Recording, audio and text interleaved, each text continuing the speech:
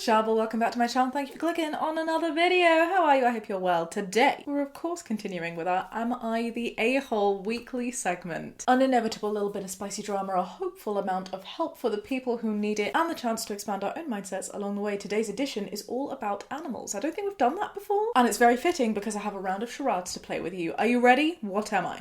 Did you get it? I was a surf shark, who are the beautiful sponsors of today's video. I'm so smooth. Babe, if you don't have a VPN or have heard of Surfshark, it's 2023 and you need to know what they can do. Surfshark is a virtual private network which keeps your online identity safe and lets you swap the real location of your device for a totally new one. So on my Netflix in the UK here, there are just some things that I can't get, like La La Crocodile. But it is in the US right now. And with Surfshark and their thousands of servers in 100 countries, I can virtually be in the States now and watch the movie too. Boop. Did I choose La La Crocodile because Shawn Mendes voices a crocodile and I want to keep the animal theme running?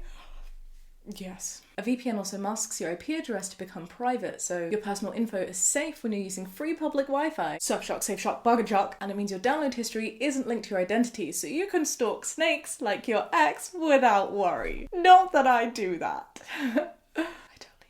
Surfshark's clean web feature also blocks ads, trackers, malware, and phishing attempts, so you can surf the web safe. Oh my god, I'll stop now. You can use my code Shaaba to get 83% off and an extra 3 months free. Surfshark, SafeShark, Bargain Shark. You get a 30-day money-back guarantee, so it's no risk. And Surfshark is the only VPN where you can use one account on an unlimited number of devices. Laptops, phones, you name it. So get on it. I've been using them for ages. It's chef's kiss. Alright, now we know that Surfshark is definitely not the arsehole. Shall we take a look at some of these other animal dilemmas? Am I the arsehole for taking my dog into the grocery store for no more than 10 minutes? I, 33-year-old woman, am a proud owner of Peanut, my Yorkshire Terrier. Peanut's a cute name for a pup. I took Peanut to the dog park today and PetSmart. Is PetSmart a pet shop? In the same complex as a grocery store that I go to. It was a warmer day and I didn't want to leave Peanut in the car, so I leashed him up and took him in with me. I planned on a quick trip, no more than 10 minutes. I went to the produce department to grab some stuff. A guy, probably in his 30s, not an employee, rudely told me that pets aren't allowed in grocery stores and asked why I had my dog with me. Before I could respond, he told me it was gross as to have my dog in the produce section. I explained it was hot out and I planned to be quick in the store. I apologised and said the most convenient thing for me was to come here with Peanut. He told me to F off and to not be a lazy pet owner. Then he stormed off. It was a bit of a scene. Feeling uncomfortable, I just left. I thought it'd be no big deal. Peanut didn't misbehave or have an accident and I didn't think I was being an asshole. Am I the a-hole? Oh, Peanut sounds so cute and I know that you had wonderful intentions, but I kind of maybe have to say, I'm gonna say everybody sucks here. I was gonna say you're the asshole. The other guy was also incredibly mean and didn't need to be the way that he was. He could definitely have said it a lot nicer, but ultimately, I just don't think you should be taking a dog, or any animal for that matter that's not a service animal, into a grocery store. There's reasons that those rules are in place, and sure, maybe this time Peanut didn't do anything wrong because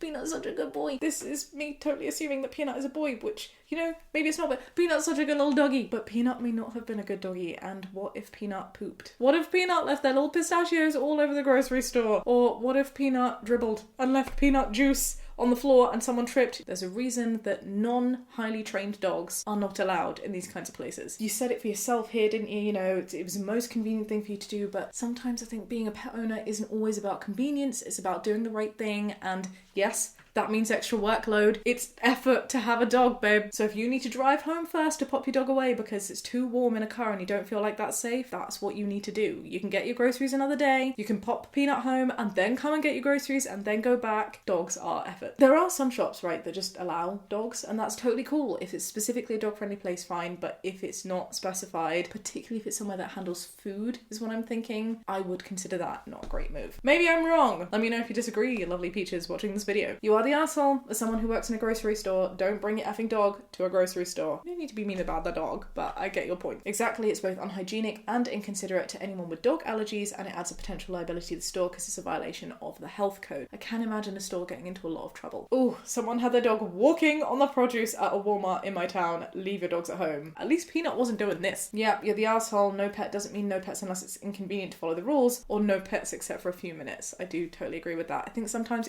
rules have to be rules rules, even if you're only supposed to be there for a couple minutes. If you let one dog in for 30 seconds, what's to stop another dog being there for 2 hours? Hugs to you and Peanut though. Just keep him out the produce section.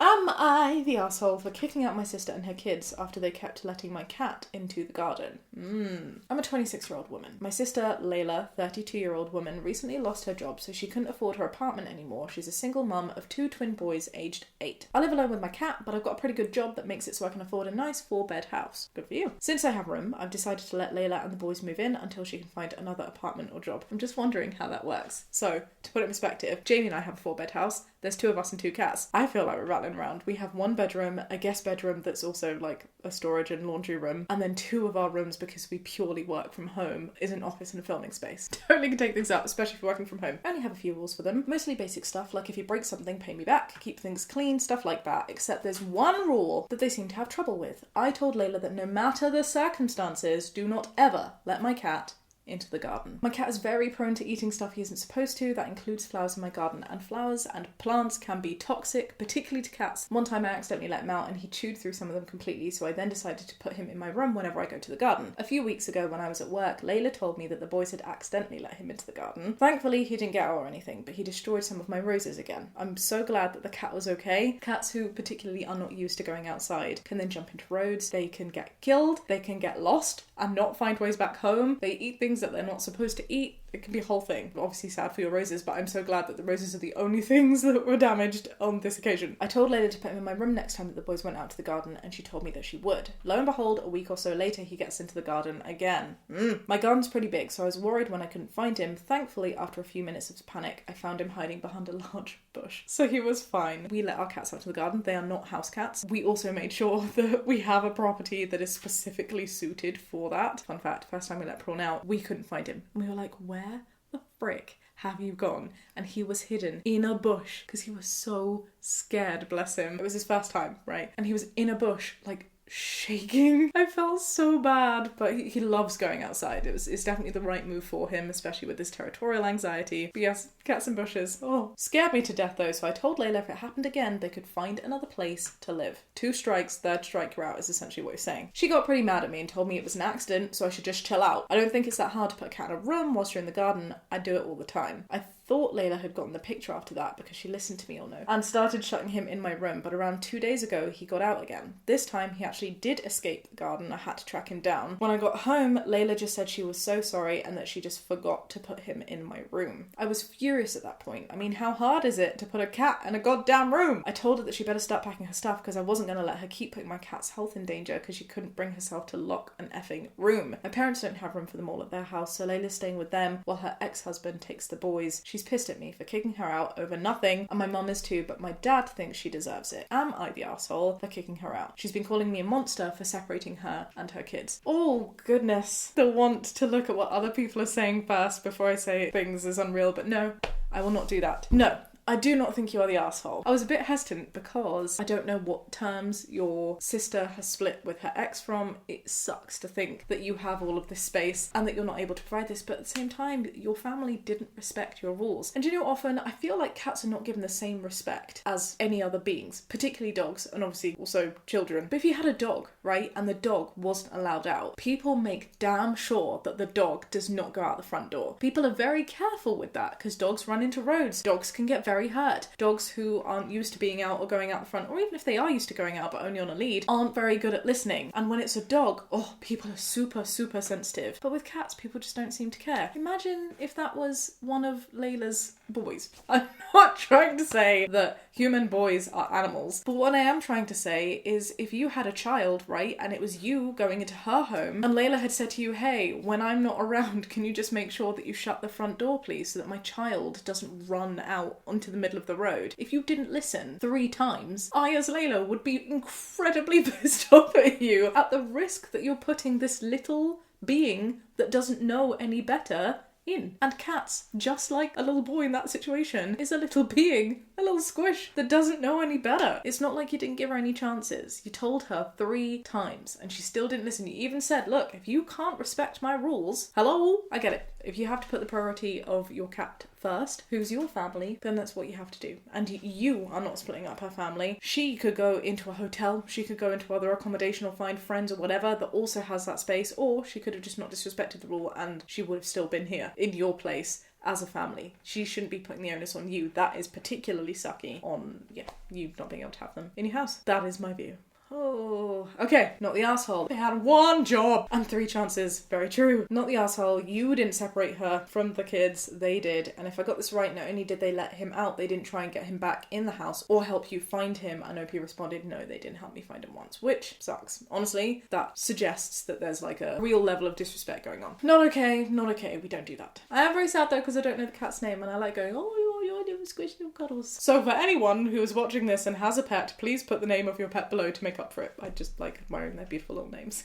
Am I the asshole for screaming at my pregnant fiancé for not helping me find my dog who had run off? My fiancée, 28-year-old woman, is currently 5 months pregnant and has been both fatigued and nauseous lately. I get why she didn't want to help me look for the dog, but I can't get over the lack of empathy and bordering selfish behaviour of this either. What happened? It feels like the big aftermath that you're seeing, and then a screen that cuts to 3 weeks earlier, and then an hour explaining what got to that point. My dog, 6-year-old Heeler Corgi mix, runs off at least once a week. A Heeler Corgi. That's a really interesting mix, right? Because are Heelers cattle dogs? Is that what they call them? Like the dogs that chase the cattle a lot. They're like really hard-working breeds. And Corgis are like the Queen's dog, right? Like the royals. It just feels like 2 very different ends of the spectrum. Anyway, usually my fiancé will help me find her, but it isn't without protest. I honestly didn't even know that she was getting out of our fenced yard, so I installed cameras and found that she was scaling the 8-foot fence. How do you not know that 1, your dog is escaping a yard, and 2, how on earth is a dog who's quite a small dog scaling an 8-foot fence? That's unbelievable, and that is determination. And I think that maybe indicates, I'm not a dog expert in any way, but it feels like maybe that indicates a behavioural problem, because I don't think dogs should be doing that,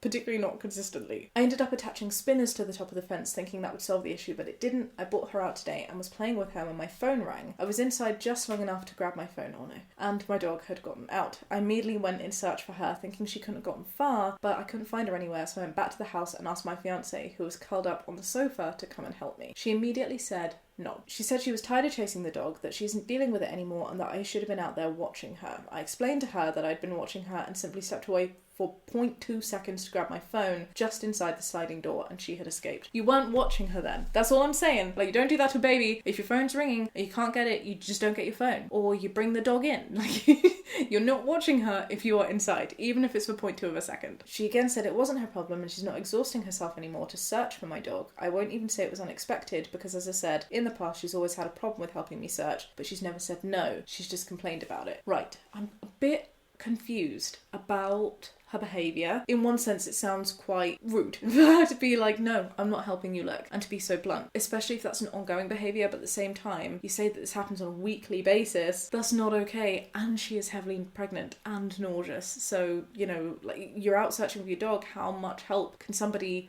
very immobile in that sense be? Just go look for your dog. Even more ideally, don't be in that position. Don't let your dog escape on a weekly basis. At first I went and searched myself. After maybe a half hour I came back and asked her again to come and help me, and she snapped. I said, no, I'm so tired of chasing that dog around multiple times a week when I'm already exhausted and throwing up constantly. I was panicked and unleashed some yelling, which involved me telling her she was a who lacked empathy and that I was thoroughly disappointed with my decision to be with someone so heartless. It was out of pure fear and panic on my part, and I did apologise later, I'm glad, after I found my dog, but she said, go F yourself and won't talk to me. Am I the asshole? Everyone's on my side except my sister, who says I'm an effing prick because it's not my pregnant fiance's responsibility to chase around your effing mutt, and she said she would have left immediately if her boyfriend ever said what I did to her. Don't think that you can say words like that. However, I totally appreciate that if you're in such a state of panic, sometimes things are said that you don't mean. That is quite above and beyond. I wouldn't break up with someone over that, especially in that context. I would understand that someone was stressed, but I also wouldn't expect that response if I was so responsible that I let let my dog out on a weekly basis. I'm not a dog owner, but I have lived in households for years with dogs,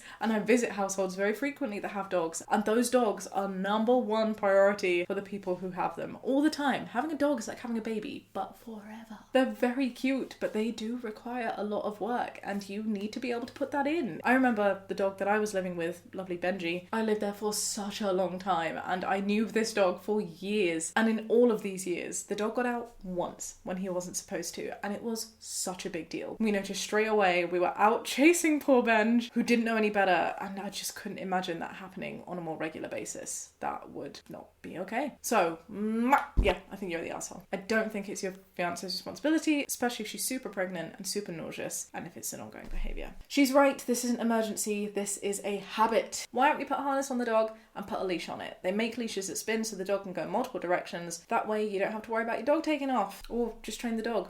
You are the asshole. Add to that, aren't healers working dogs who need a lot of exercise? If all you do with a working dog is watch it whilst it wanders your back guard, you aren't properly taking care of your dog. The repeated escapes are a sign that your dog needs more exertion opportunities from you. Yes, I thought as much. And obviously don't listen to all strangers on the internet, including me, including the person who posted that comment. Though I am pretty sure I've seen like documentaries where dogs have tried to escape multiple times, and it's because their needs aren't being met. They clearly need a wider piece of space, so maybe you should speak to a dog behaviouralist, because that's not okay. Seems pretty like a consensus though. You're the asshole in that one, my love.